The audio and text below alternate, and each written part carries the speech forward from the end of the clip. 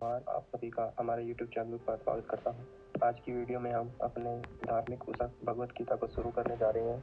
आज की वीडियो में हम अध्याय 1 के 3 से 4 श्लोकों को लेंगे और उनको गहराई से समझने का प्रयत्न करेंगे। आशा करता हूँ कि आपको यह वीडियो अच्छी लगे। तो बिना किसी देरी के शुरू करते हैं। शुरू करने से पहले मैं आपको थोड़ा सा वृतांत बता देता हूँ कि ये गीता का उपदेश कब दिया गया था।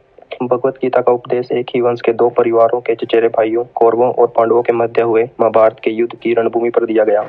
क्योंकि धृतराष्ट्र नेत्रहीन था, इसलिए वह व्यक्तिगत रूप से युद्ध में उपस्थित नहीं हो सका।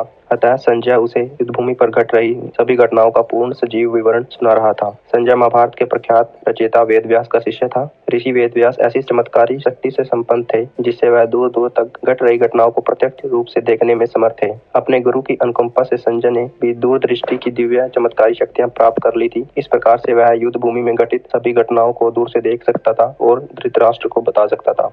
अब हम भगवत गीता के पहले अध्याय के पहले श्लोक को गहराई से समझने की कोशिश करेंगे।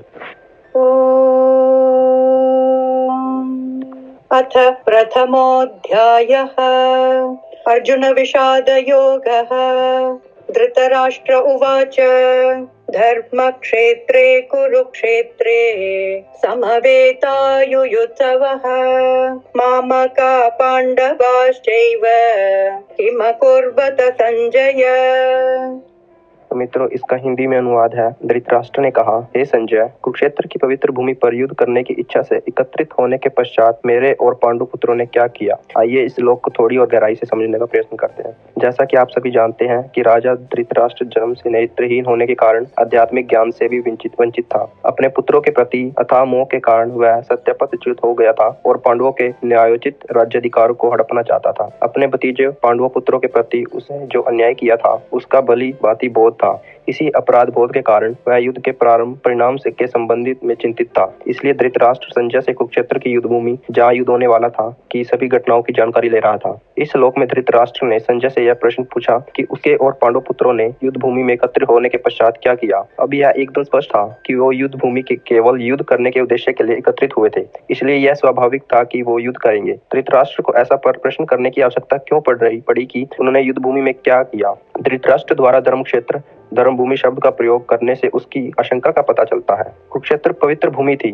सप्तपद ब्राह्मण में इसका वर्णन कुरुक्षेत्र देव यज्ञम के रूप में किया गया है, अर्थात कुरुक्षेत्र स्वर्ग की देवताओं की तपोभूमि है, इसलिए इस भूमि पर धर्म फलीभूत होता है। धृतराष्ट्र आशंकित था कि क्षेत्र की पावन धर्म भूमि के प्रभाव के परिणाम स्वरूप उसके पुत्रों में कहीं उचित और अनुचित में भेद करने का ऐसा विवेक जागृत न हो जाए कि वे यह सोचने लगे कि अपने स्वजन पांडवों का संहार करना अनुचित और धर्म विरुद्ध होगा, और कहीं ऐसा विचार करे कि वे शांति के लिए समझौता करने को तैयार हो जाए। इस प्रकार की संभावित आशंकाओं के कारण धृतराष्ट्र के मन में अत्यंत निराशा उत्पन्न हुई। वह सोचने लगा कि यदि अपने पुत्रों ने युद्ध विराम और संधि का प्रस्ताव स्वीकार किया तो पांडव निरंतर उसकी उन्नति के मार्ग में बाधा उत्पन्न करेंगे। साथ ही साथ वह युद्ध के परिणामों के प्रति भी संदिग्ध था और अपने पुत्रों के उज्जवल भविष्य के प्रति सुनिश्चित होना चाहता था। इसलिए उसने संजय से कुरुक्षेत्र के युद्ध स्थल में हो रही गतिविधियों के संबंध में पूछा, जहां दोनों पक्षों की सेनाएं एकत्रित हुई थी। उसके बाद हम दूसरे श्लोक को जानेंगे। संजय उवाच दृष्ट्वा तु पाण्डवानीकं व्यूढं दुर्योधन सदा आचार्यमुपसंगम्य राजा वचनमब्रवीत्। दूसरे श्लोक का हिंदी में अनुवाद है। संजय ने कहा, हे राजन, पांडवों की सेना की चक्रव्यूह रचना का अवलोकन कर राजा दुर्योधन ने अपने गुरु द्रोणाचार्य के पास जाकर इस प्रकार के शब्द कहे। आइए इसको थोड़ा और गहराई में समझते हैं। धृतराष्ट्र इस बात की पुष्टि करना चाहता था कि क्या उसके पुत्र अब भी युद्ध करने के उत्तरदायित्व का निर्वहन करेंगे। संजय धृतराष्ट्र के इस प्रश्न के तात्पर्य को समझ गया और उसने ऐसा कहकर कि पांडवों की सेना व्यूह रचना कर युद्ध करने को तैयार है, यह पुष्टि की कि युद्ध अवश्य होगा। फिर उसके पश्चात उसने वार्ता का विषय बदलते हुए यह बताया कि दुर्योधन क्या कर रहा था। धृतराष्ट्र का ज्येष्ठ पुत्र दुर्योधन निर्दयी और दुष्ट प्रवृत्ति का था। धृतराष्ट्र के जन्म से अंधा होने के कारण व्यावहारिक रूप से हस्तिनापुर के शासन की भागदौड़ दुर्योधन के हाथों में थी। वह पांडवों के साथ अत्यधिक ईर्ष्या करता था और कठोरता से उनका दमन करना चाहता था ताकि वह हस्तिनापुर पर निर्विद्रोह शासन कर सके। उसने यह कल्पना की थी कि पांडु कभी भी इतनी विशाल सेना एकत्रित नहीं कर सकते जो उसकी सेना का सामना कर सके, किंतु अपने आंकलन के विपरीत पांडवों की विशाल सेना को देखकर दुर्योधन व्याकुल और हतोत्साहित हो गया। ऐसे में दुर्योधन का अपने गुरु द्रोणाचार्य के पास जाना यह दर्शाता है कि वह युद्ध के परिणाम के संबंध में भयभीत था। वह द्रोणाचार्य के प्रति अपना आदर प्रकट करने का ढोंग करते हुए उनके पास गया, किंतु वास्तव में वह अपनी चिंता को कम करना चाहता था। इसलिए उसने अगले श्लोक के आरंभ में होने वाले 9 श्लोकों में इस प्रकार से कहा। आइए अब हम तीसरे श्लोक के बारे में जानते हैं।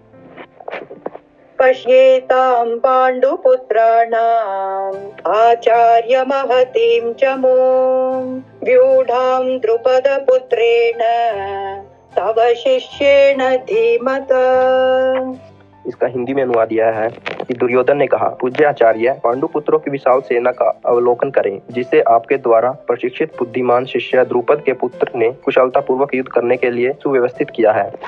की वीडियो में बस इतना ही। अगर वीडियो अच्छी लगी हो तो इसे लाइक कीजिए, शेयर कीजिए और चैनल को सब्सक्राइब करना मत भूलिएगा।